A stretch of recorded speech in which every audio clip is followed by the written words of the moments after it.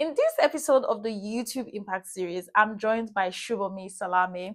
Subomi is an experienced product manager who has built a remarkable career and whose journey has taken her through some of the world's biggest and iconic organizations in tech, including Google, Meta, Bumble, and Microsoft. So, we'll be discussing how these big tech opportunities came her way. We'll be discussing the strategies that helped her break into these global companies and all other actions that, made a big difference in her journey.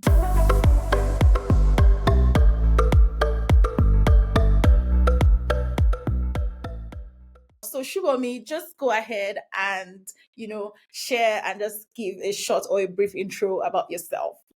Yeah, absolutely. Thank you, Princess. I'm very excited to be here and to share a bit about my journey so far. I'm a product manager. Currently, I'm working at Microsoft and I'm working on building like AI products. So, if you know, like Microsoft Copilot for work, I'm currently looking at those sort of use cases. And I'm based in London. This is where I've done like half or like most of my product career. I started off in Nigeria and I started off working in tech sales. Yeah, and then I'm sure we'll get into all of that in a bit, Yeah, but yeah. I'm I excited. was just like, oh my God, God, where me? Shall it be my turn? So today we'll be discussing how these big tech opportunities, that she will speak about, came her way, the strategies that helped her break into these global companies, and every other action that has made a big difference in her journey. She would also share honest insights that many professionals can relate to, especially those looking to take their careers global, which should be everybody. So if you've ever wondered what it takes to grow and thrive in big tech, this conversation is for you. Let's dive into the actual questions because it will be more like a question and answer so we can Mhm. get like the full picture of, the discussion. So Yeah. show me, what did the early part of your product career look like before like the big names, Google, Meta, Microsoft? Yeah, I think before the big names, I wasn't in product. Ooh. I was working in sales. So, like I said, I went to secondary university in Nigeria, and after graduation, we have this thing we do NYC, which is like the year you have to kind of work somewhere. Nation. Right. Serve the nation, exactly. And so when I was doing mine, that was when I really started thinking about my career, what I wanted to do. I had done a few internships, Mm. but I still wasn't really dead set on any path that I wanted to take. I remember then I was really interested in product marketing. So I've always been drawn to kind of like products and what make products work. But Mm. based on my current like knowledge at the time, I was like, I wanted to be a product marketer because, product marketers, there's a problem. Maybe someone has already solved the problem, but then the users kind of need to find out about that solution. And it seemed really interesting and very creative, which were some of my strengths that I was trying to build at the time. And so I started looking for like product marketing roles, but it was really hard then. I think in Lagos, I wasn't really Mm. seeing much. So I opened up my search, and then I also started looking at sales. Um, Sales kind of started just like I was just like, okay, there's no product marketing rules.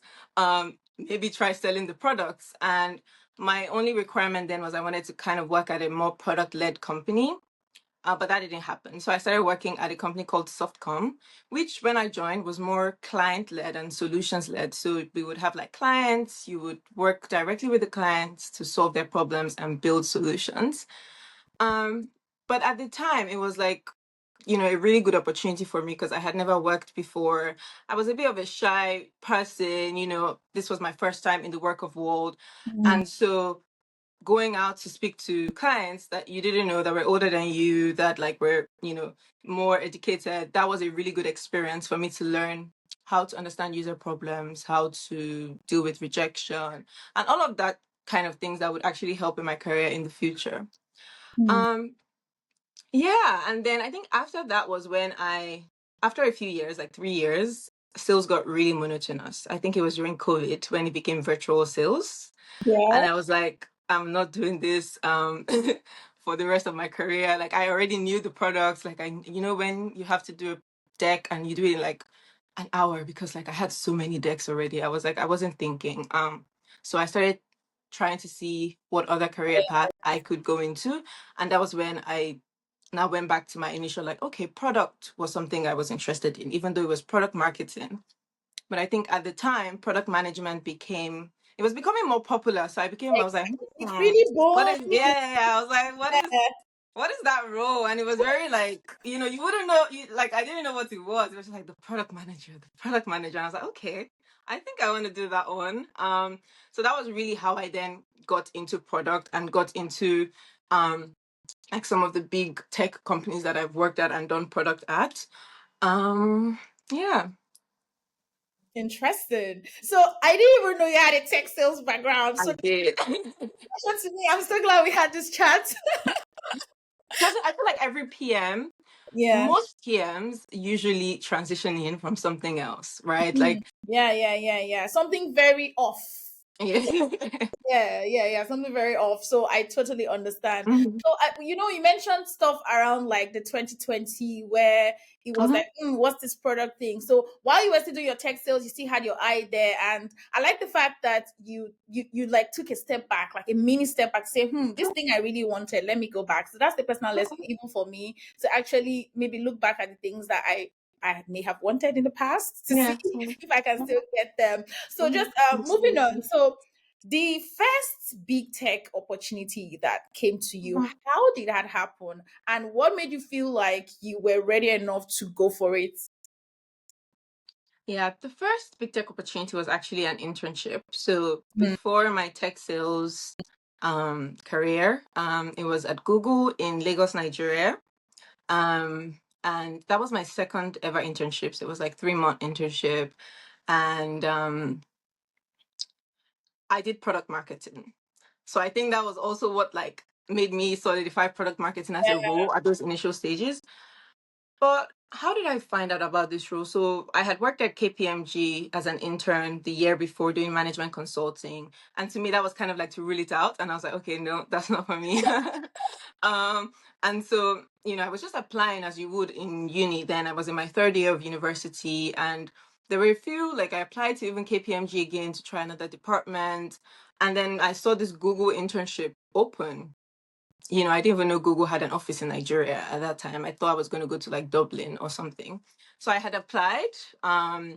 And I think that was one of the roles where I think community was really important, because I think it was one of my friends in university then that was like, mm, oh, there's this Google role, like, and we're all just applying.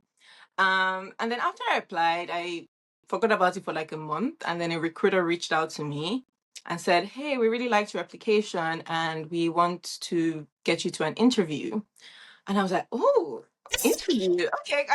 Because with KPMG, I didn't even do an interview. I think it was like a email thing where you send like an essay or something. So this was like my first proper interview. And I remember then being in school, trying to find the perfect spot in the library where like the internet would work and like it wouldn't be too loud, and like taking the first call. I think the call with the recruiter was very basic. I don't really remember, but the call I do remember was with my then to be manager, and we just really connected. Like we connected. We both used to we had a blog.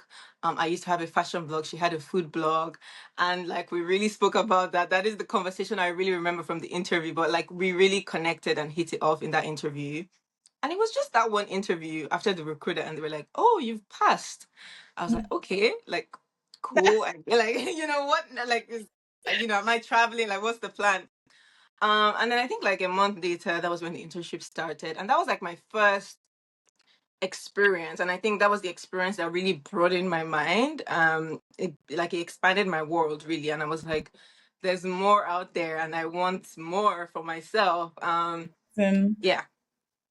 I love it. So you mentioned two very important things. You mentioned stuff around like trying to look out for like internships, and then you mentioned Mhm. something around your friends, like having people that can point you to things. Like they're not necessarily spoon feeding you, but they're just telling Mhm. you that there's some things that are actually out there that you can Mhm. apply for. And then of course, when you mentioned the stuff with the interviewer and like a point of connection. Most people also like advise people when you come to an interview, you might even need to do some research before you even join so that you can find some touch points where you guys can connect on. And also, this I'm learning some new things on this call. You guys, I I know know. outside YouTube. And I'm just hearing that she had a fashion blog. Mhm. That's interesting. But at least it was like a touch point. It was something that Yeah. you guys could, connect on, and that's really Mhm. important. Some people when they think of big tech, it seems so far away. I promise you, Mhm. like if you speak to people, they feel like working in big tech is like don't even dream. Like it's not Mhm. possible. Mhm. If you're not in that circle, you're not in that circle. So it's important that someone can apply normally, pass through the interview process and get in. So congratulations once again. I know it was years ago, but congratulations once again because I believe that that was the start of all the big tech moves. But yeah, Absolutely. that's really great. So, how do you usually find out about these big tech roles? Mhm. You mentioned stuff around someone pointing that out to you, like just mentioning it. So, do you just apply like the way you applied for Google, or their true referrals, or something else? Because now Yeah. that was for Google. How did it go with Meta? How did it go with Bumble? How did it go with Microsoft? Yeah. So the first thing I'll go back to what I said earlier, which was community or like sharing in public what you want. So back then in university, I always like I used to share that I I would like to work at like everyone knew the people that were applying for internships, and so when my friend knew there was like an internship, she was like, "Hey, there's this thing. I didn't know about it. I didn't see it online." And I think even now I still see that same thread where there was a period that maybe we'll get to in a bit, but I was job hunting right before Microsoft, and I would share online, like on LinkedIn, with like people that I had past connections with. Like everybody knew that I was looking for a job. And eventually, when I found this role, it was literally someone that had shared it with me. Because you can't know everything. Like I do try to be on the job boards. I try to just apply, reach out to recruiters, but there's always stuff that will slip. There's so much information out there, and so you can't like it is always so important to tell people because you never know what someone would just share randomly, like, hey, there's this road that you just missed or didn't see. So that's the first thing I would say, like community and sharing out in public. The second one, I would say referrals are very key, especially in today's landscape when it comes to job hunting. So many people are applying to jobs, like ever since the initial like tech layoffs and things like that. There's so many really qualified people that are also looking for the same jobs that are maybe in the city that job is like they don't need to relocate or anything. And there's also you that's applying for roles. And so whenever you can get a step ahead by like getting a referral from someone that works in the company that can say a good word, they've worked with you in the past, they can reach out to the recruiter on your behalf, that's definitely always a big plus. And I would say for maybe half of my roles, that's how it happened. Like someone had to reach out to the recruiter. Yeah, Because when you think about it, it's almost a numbers game. Like yeah. I've been on the inside of these companies and, I've gotten close to certain recruiters, for example, at Meta. And it's crazy when you find out how many people are applying for like a specific role. Mm, Like I don't like to say luck, but it almost just boils down to that, especially at the initial stages, right? It's just like whose CV did we actually look at? Whose CV, like, it's just there's so many qualified people. true. So many. So yeah, I would say referrals, like finding a personal connection within that company, whether that's someone that has worked there that knows you, even if the person doesn't know you and the person responds on LinkedIn. Yeah. And then the third one, like if it's a recruiter, so something I would do with my friends that are like maybe are job hunting is if they want to work at a specific company, you try to get connected to all the recruiters on LinkedIn. Mm, Just connect with them first. You don't know when you're going to need to send them a message, when a role is going to come up. So yeah.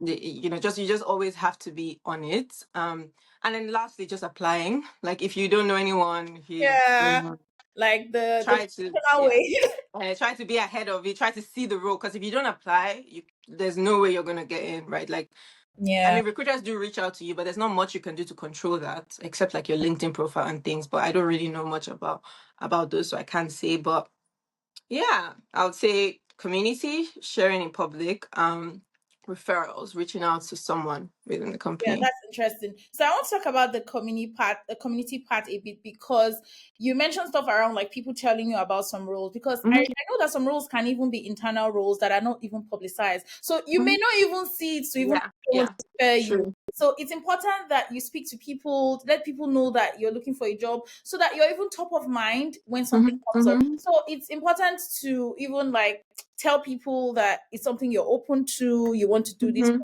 do that. So yeah. That's really important. And of course, the part where you just keep applying. But the thing about just applying to like 1,000 jobs, you can get tired easily. So Yeah, try and yeah. if you want to work at Google, look for people who work in Google or your friends who work at Google and tell them to refer you, recommend you, or something. Because I think that's even the fastest way. And I think if someone who is referring is already working there, it might also give you like that edge. Mhm. Like, yeah, this person knows this person. So Yeah, yeah, yeah. might be better. Yeah. So big tech interviews. This is a big one because when your friend has referred you, right? That is you have Mhm. to interview. They cannot just say, "Oh, Subomi referred Princess to Microsoft." Princess, oh yeah, call my. I wish it was like that. You need to still do interviews. So Hmm. we've all heard that big tech interviews, especially Google, they have this reputation of being very intense. So, what Hmm. helps you prepare for them? So, let's talk about Meta because I know that Meta interviews are very like if you just go on YouTube and type Meta interviews, there are like loads and loads of resources because people always want to know like how to pass Yeah. Meta interviews. So, what helps you to prepare for them? You can just highlight like a few pointers. Mhm. Yeah, I think my meta interview experience has been my most like rigorous and my most intense. That Mm, was when I was in Nigeria and I was like, this is my chance to leave. Um, so the interviews were intense. I think the first thing that I did was just like educating myself. When I started interviewing for the Meta role, I had done product stuff at my current company, but I had never done a product management interview. It was all new to me. So the case studies, the analytics, everything was new. I didn't know what I was getting myself into. So the first thing was just there's so much resources, especially if you're interviewing at big tech, Meta, Google, and the likes. There's so much information online. And personally, I'm like an information junkie. Like if there's something I'm going for, I would get all the information and then I would distill it and figure out what's important for me. mm, I know some people would just prefer to have like summarized versions or the important things, but personally, and I think what has helped me is I would try to get all the information I can. That's because there's usually small bits and pieces that are helpful across the information. Like the whole blog post or something might not be super helpful, but you'll find something at the end and you'll be like, that's something I'm going to add to my own like pile of useful stuff.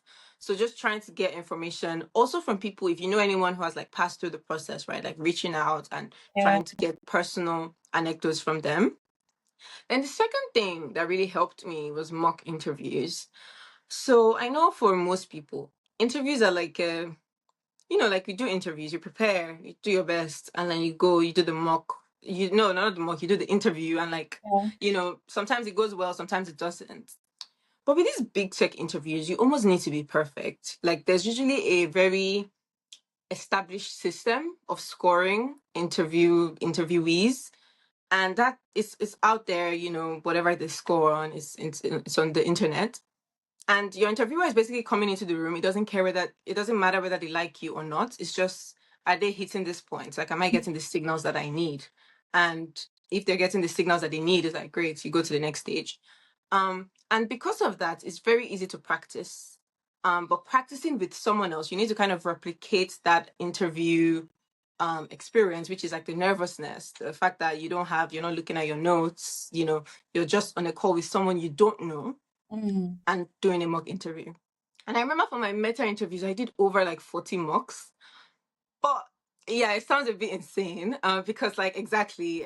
So like Oh I my did over 40 mocks for like maybe 3 interviews.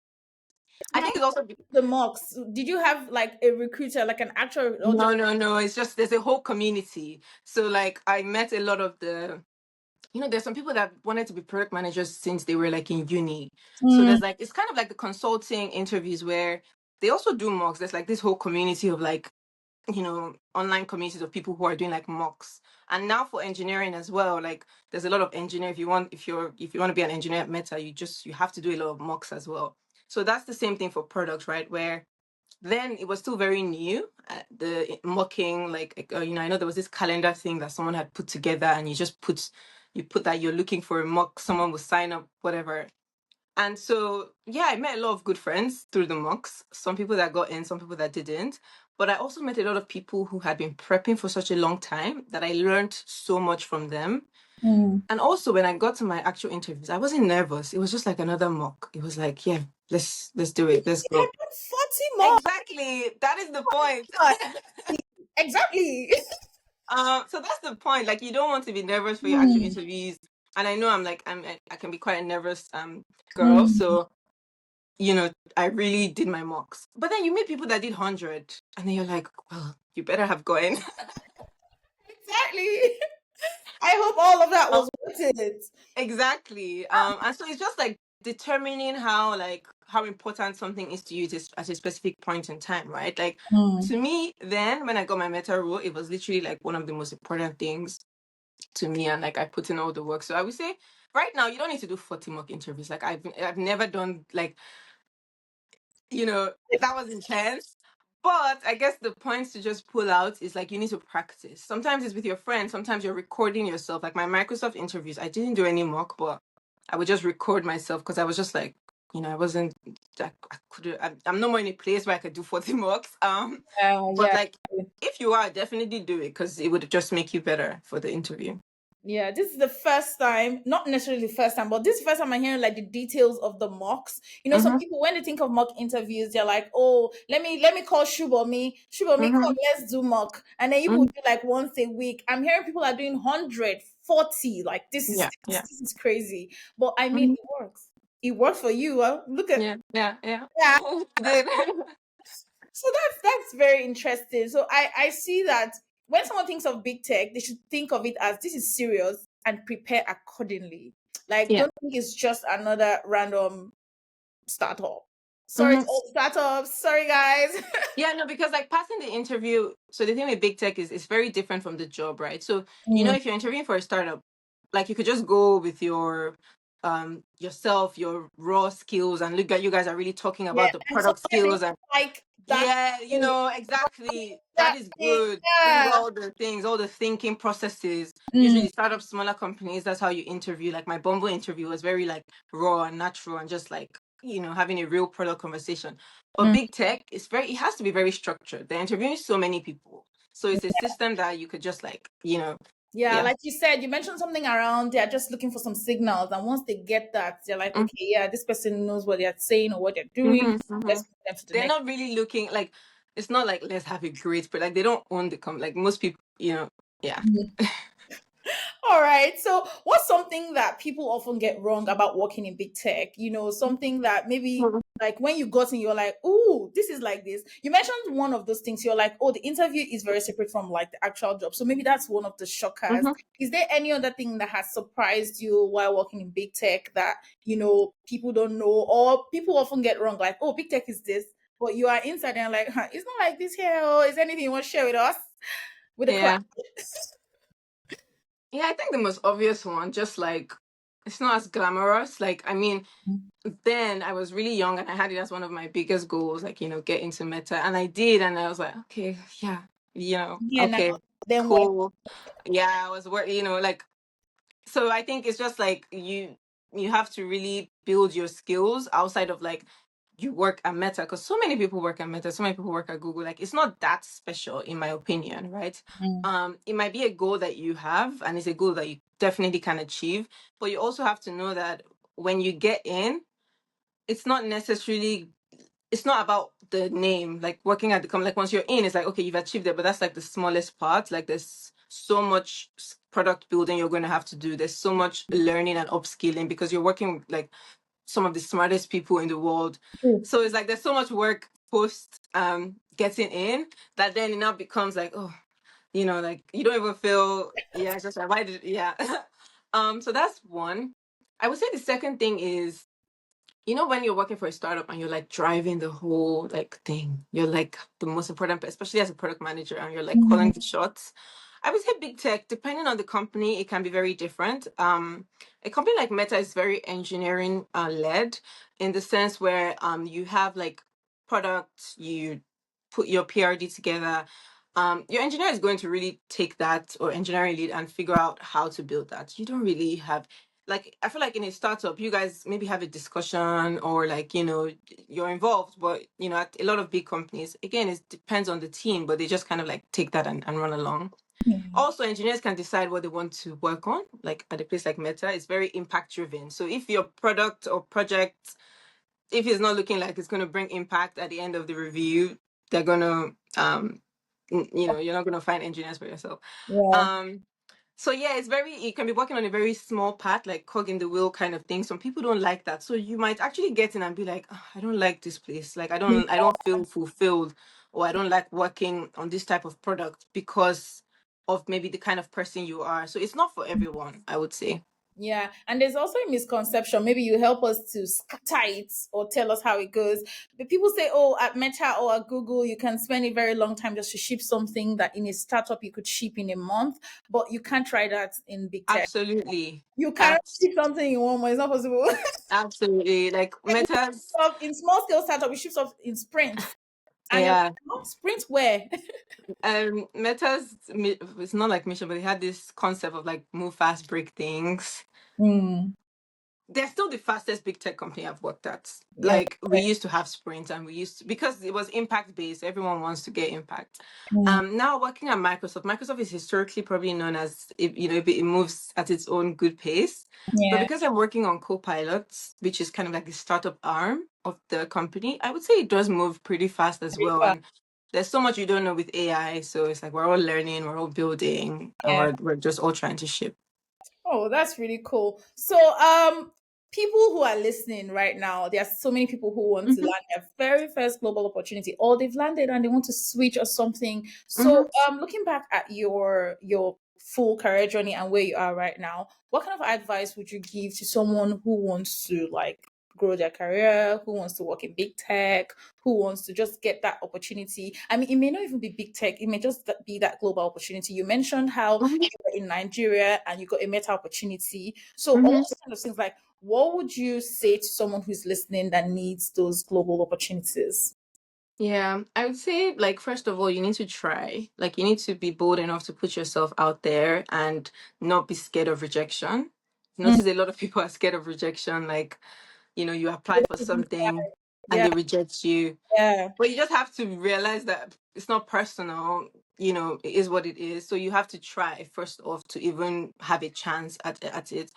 The second thing I would say is just like leaning into what makes you different or unique, like being able to like tell your story, and just like you have to believe it to make like an interviewer believe it, right? You know, whatever that is, right? Like for me, I'm a product manager, but I'm not always the loudest person in the room, right? But I've been able to build my own story, my user empathy, my strengths, and always take that to like every interview I go to, or every like company I'm working at. So I would say taking some time to actually get to know yourself better, building your story, to be able to share that, and also doing the hard work. So when you start trying, like if you're just applying for like 1,000 roles and nobody's, like, you need to change your strategy. You need to be yes, strategic. You need to, like, you can't just do the same things. You will over get the and same over again. results. So I would say adding some strategy and just knowing there's going to be hard work that probably needs to be done. But I just keep trying. That's the overarching theme. You That's can't give up. You have to like keep going for it.